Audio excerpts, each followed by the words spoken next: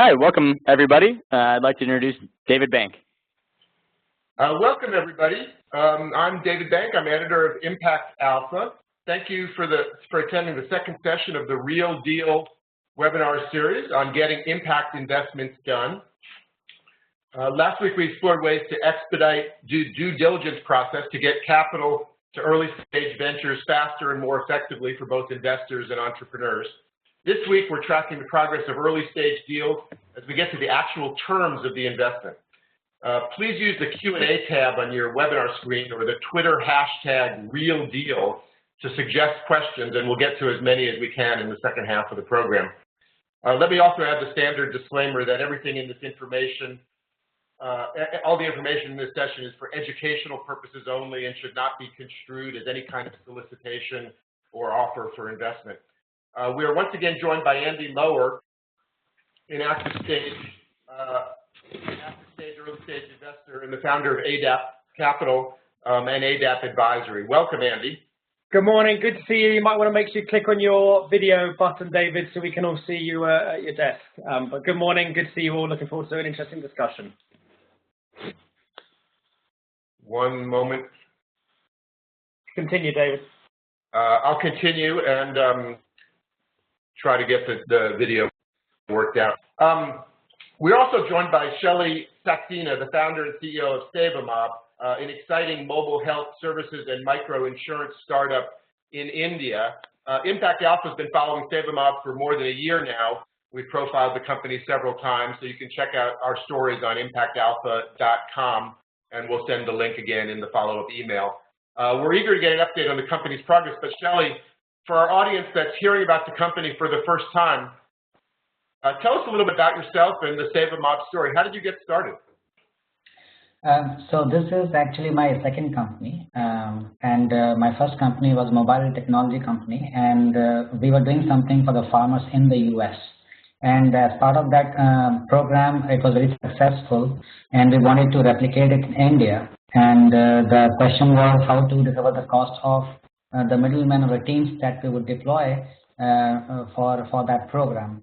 And we did a survey locally to see what the people would be willing to pay a subscription for.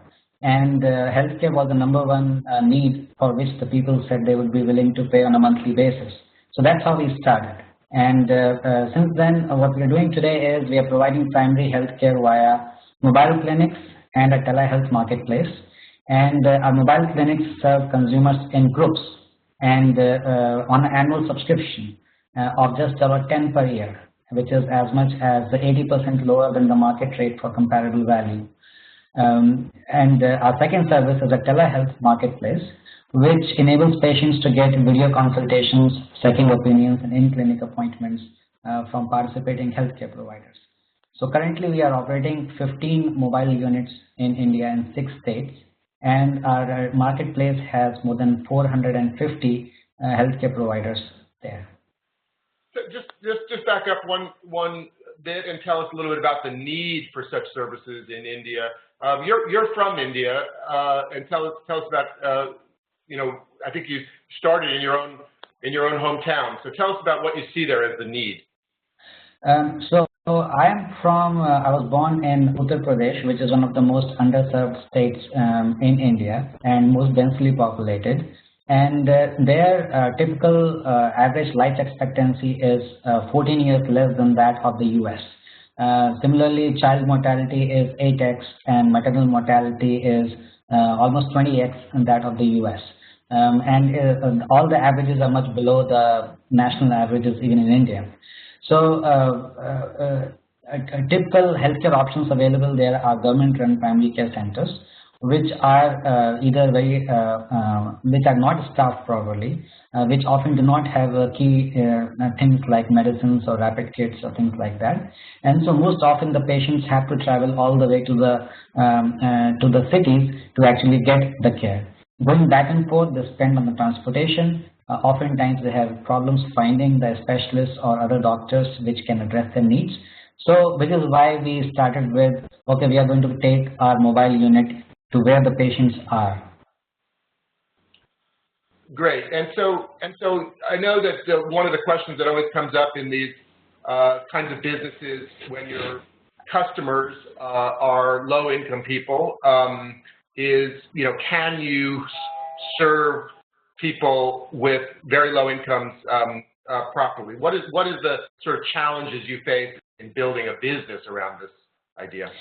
So we've been doing this for 3 years now, and over this period we tweaked, did a lot of pivots to finally arrive at a model where out of those 15 units, 13 are running at break-even or profit.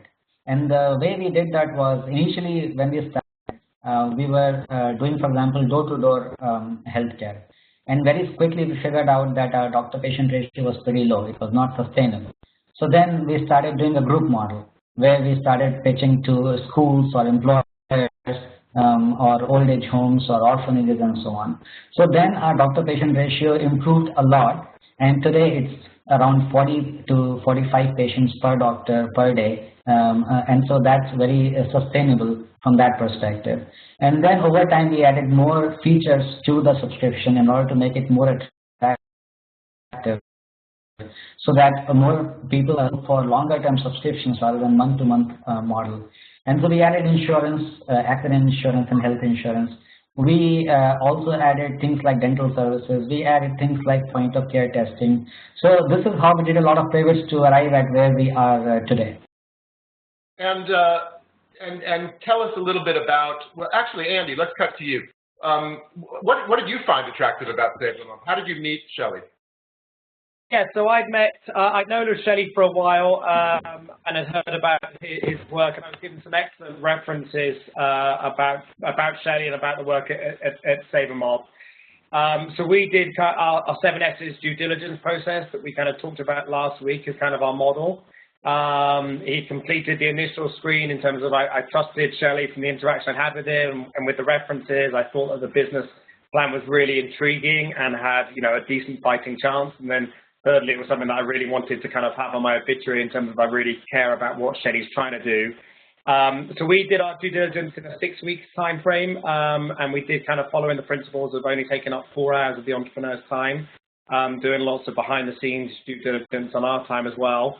And then critical to the component was Shelley coming to stay with me a month after the deal was closed, where we kind of reviewed the goals of the pilot, kind of fleshed out the KPIs and the key milestones that we were looking to achieve. So I'd heard about him reputationally, was really impressed. He ticked all the boxes. The company seemed to be really intriguing, very early, really exciting opportunity, very risky, still lots of points to prove, but very exciting and very compelling.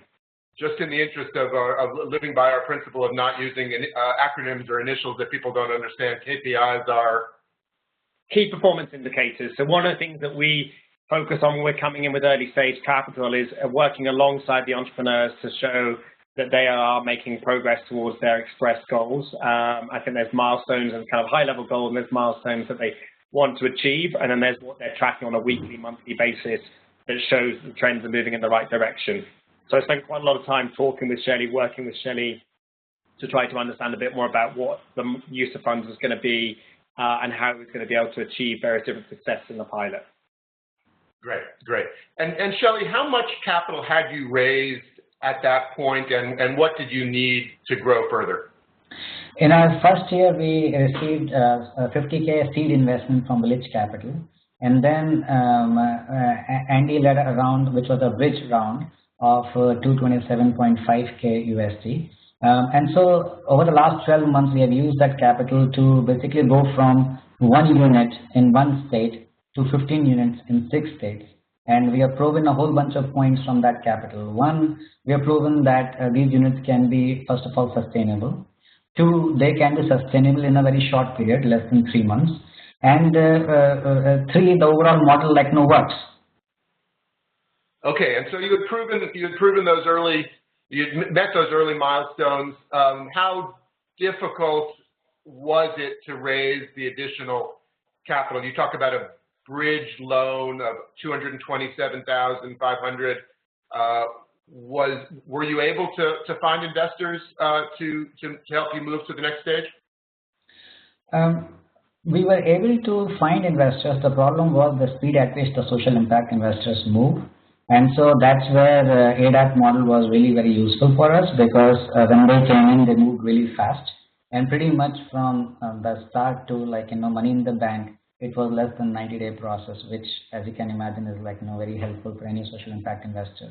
And that's, I think, like the biggest pet peeves of most entrepreneurs in this space, that the amounts are really small, but the investors spend a lot of time in the due diligence process. Well, okay, so this is getting to the crux of it. You're saying 90 days from when you started the process with ADAP to when the money was in the bank. That's, I think, if not unheard of, at least unusual. Andy, what's different about the way you approach this? Well, I think it's making sure that we're being responsible in the way that we're doing due diligence, and that's one of the things that we're keen to make sure that we do. But it's also being in reality to the amount of unknowns that there was with the business, the amount of points that still need to be proven, and every minute that I was taking up of Shelly's time trying to, help me to feel more comfortable with it was a minute away from him doing the business. Secondly, the power dynamics obviously massively skewed when you're approaching a deal where Shelly is desperately keen to get the money. He knows that the money is needed, but there's also the opportunity to really kind of provide the intellectual capital. And so with our model at ADAP, we have the ADAP advisory services piece that works alongside the entrepreneurs post-investment. When some of that power dynamic has been addressed, they have some money, they have monetary capital in the bank, but they really need that intellectual capital. And so using the associate program as well as using the intellectual capital from our investors, we then try to work with the entrepreneurs once the money has gone in and once the investment has been done. And, we invested a year ago, and there's nothing really has changed in hindsight that I would have found out as part of the due diligence. There's been a few surprises, there's been a few changes, there's been a few twists in the journey, which we expected to see. But that's all natural and part of the course, and that happens post-investment rather than pre-investment.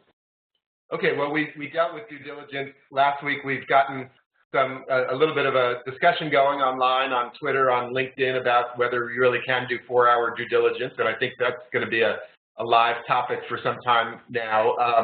And just to be clear, the 4 hours is 4 hours of the entrepreneur's time. The investor obviously takes longer time to get clear about the alignment and whatnot. So let's move to the actual terms, because oftentimes, even if you say, okay, this is a company we want to invest in, actually getting to terms, getting to the contract, executing the contract, getting the money in the bank can often, stall out for weeks or months as well. So, just tell us about what the structure of this bridge round that you led was, and how did you get it done quickly?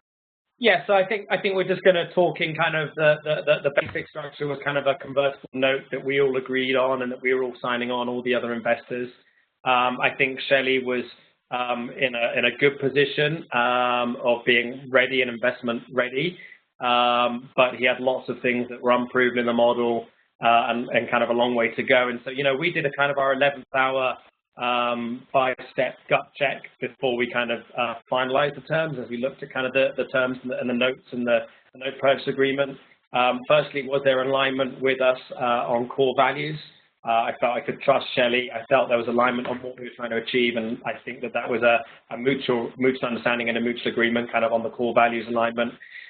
Secondly, making sure that we understood everything in the term sheet, and I think that's kind of somewhat basic, somewhat obvious. There's a number of investors and entrepreneurs that I've spoken with that have an awful lot of mumbo-jumbo in the documentation that they don't fully understand, but they've been told or advised to have in.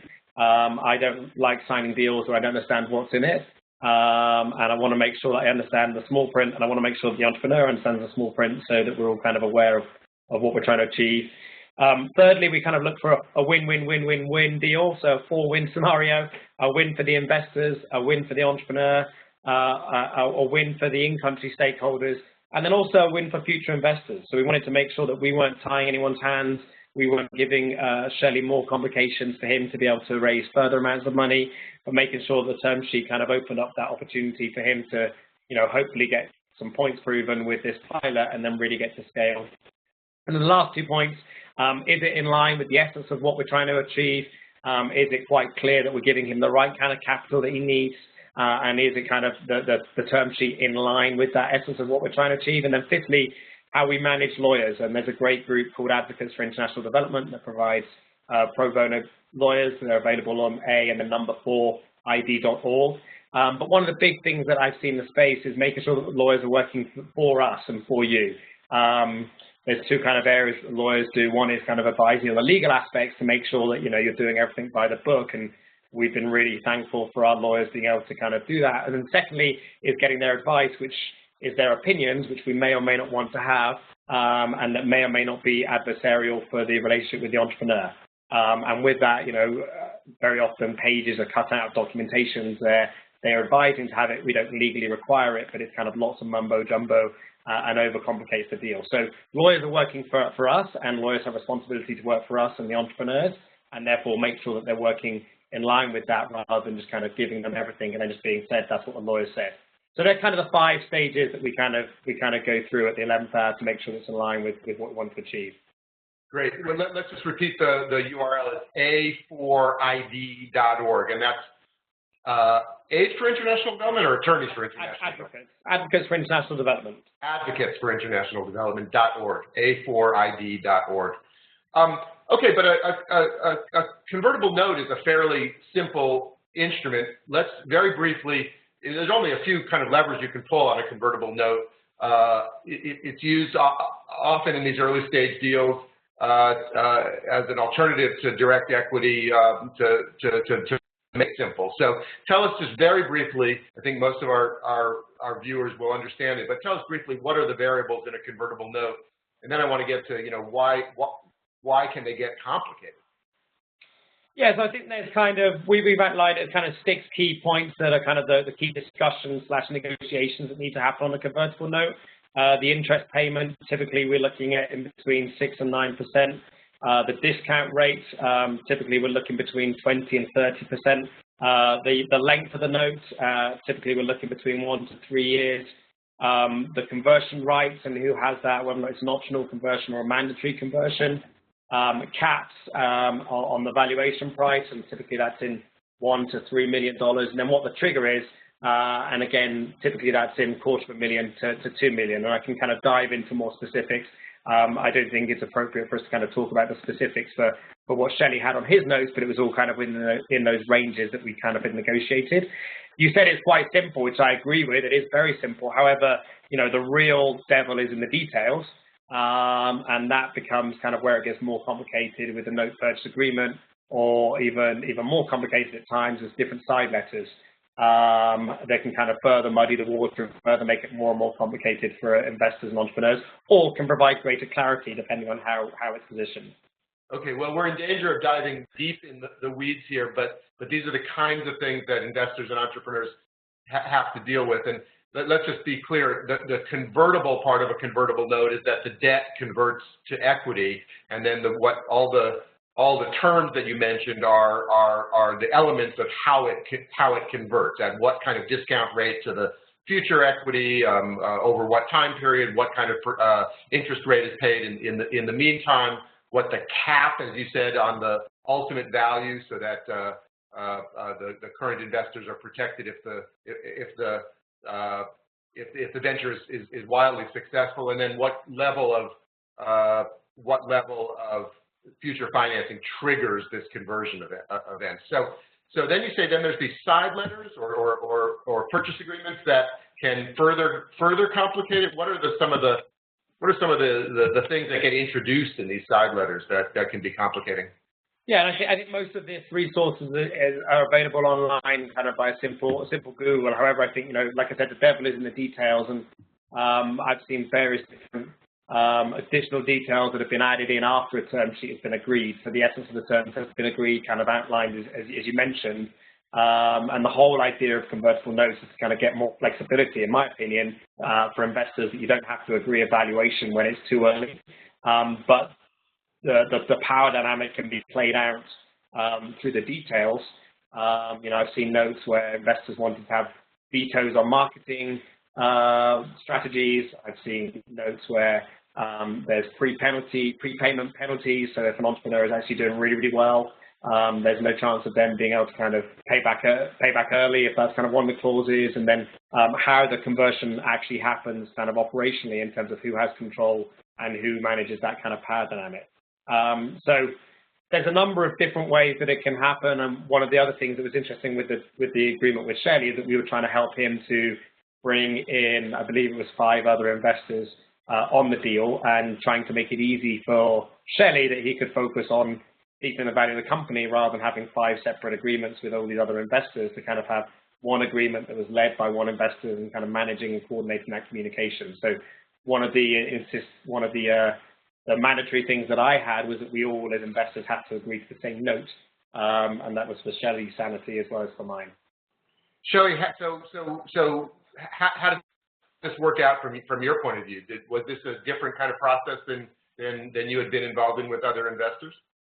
Definitely. I mean, Andy took like a lot of legwork off of my plate, and so once he and I had agreed upon the terms, he worked with other investors in the background to get closure on all of those terms and to make sure everybody was on the same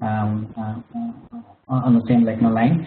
And then he also worked pretty hard to make sure once the term sheet was agreed upon to get all the documents signed, making sure that we were working very quickly with the A4A ID and getting all the docs in place.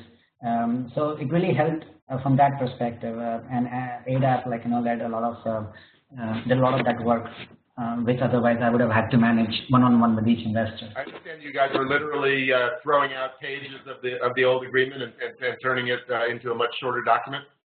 Absolutely, and it really helped both Andy as well as me that we were able to take out some terms which did not make sense or were too complicated, or say different investors were objecting to. So in a way, it really helped that we were on the same frequency. I think we're joined by another veteran investor, Ron Boehm, who's done more than 20 early-stage impact deals in the last few years through BOMA Investments, his investment company. Ron, interestingly, is trained as a lawyer himself. I think, Andy, as you are, but both of you try to actually limit the role of lawyers in the process. How do you manage this, without lawyers or with minimal involvement of lawyers? Ron, are you with us? Yes, I am. I'm on the phone and I'm sitting in a car with a lot of rain, so I apologize if there's a lot of background noise.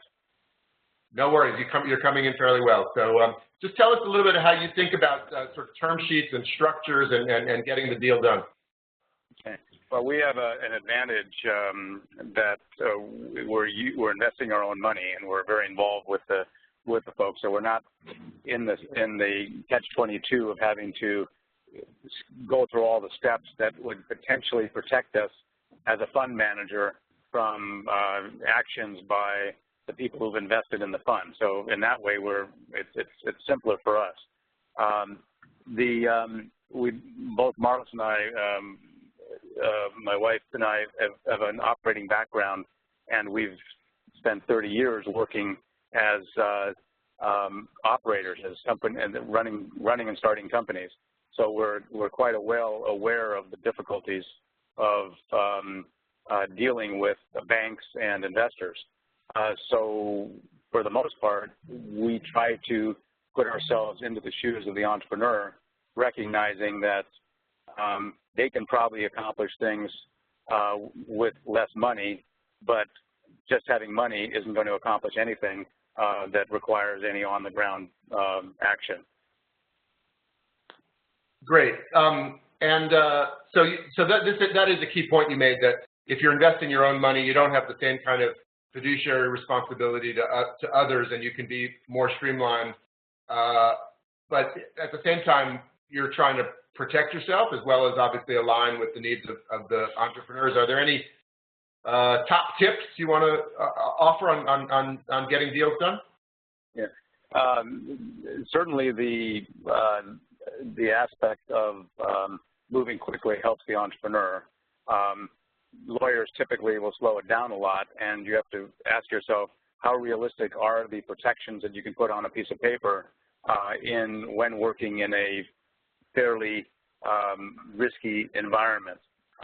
What we find a lot is that people perhaps give lip service to the fact that, yes, I understand this is in a very in a developing country, for example, or a place where the laws and the banks are difficult to deal with, such as in India. It's risky per se, and you're not going to protect yourself by you're not going to make it that much less risky by putting a lot of words on paper that give you, you know, that can deal with certain consequences if the loan doesn't come back. So it's actually a dose of realism. It's probably too risky to be in the first place, and trying to protect yourself legally to make up for that risk is a questionable endeavor. Got it. So Shelley, let's bring it back to you. The financing, I think, was about a year ago. What has been accomplished with that financing, and where do you go from here in, say, the next 12 months? So from that financing, as I mentioned earlier, we went from 1 unit in 1 state to 15 units in 6 states, and we achieved sustainability on most of those units. And for the next 2 years, our roadmap is to get to 40 units in 10 states of India, and to get to 2.5 million users on our marketplace. And I would just like to add something to what Ron was saying over there.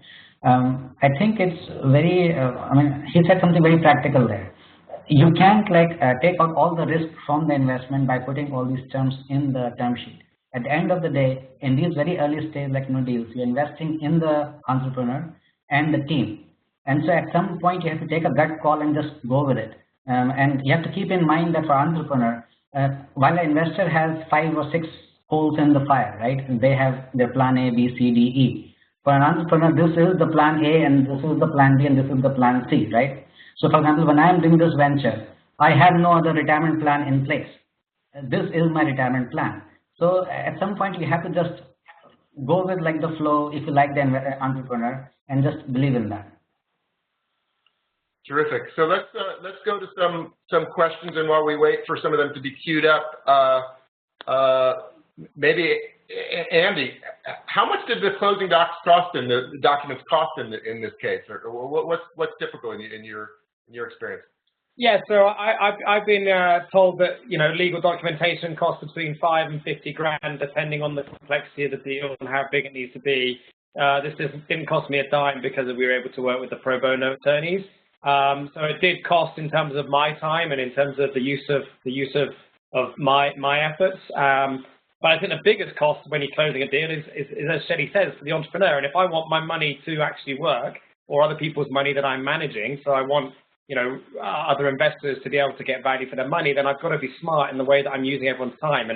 And like Ron said, you know, I manage other people's money, so I've got to make sure that there is more legal coverage and more fiduciary responsibility that I meet. That being said, the way that I can meet my fiduciary responsibility is trying to do everything in my power to ensure that Shelley and SaverMob has the best chance of making a success of it. So channeling the time and channeling the effort, I think, is one way to kind of really manage those costs. And I think we often see in the space kind of a reverse psychology where people are so nervous about the risks that come involved, therefore they make it even harder for the entrepreneurs who are taking all the risks. Shelley has massive skin in the game for this.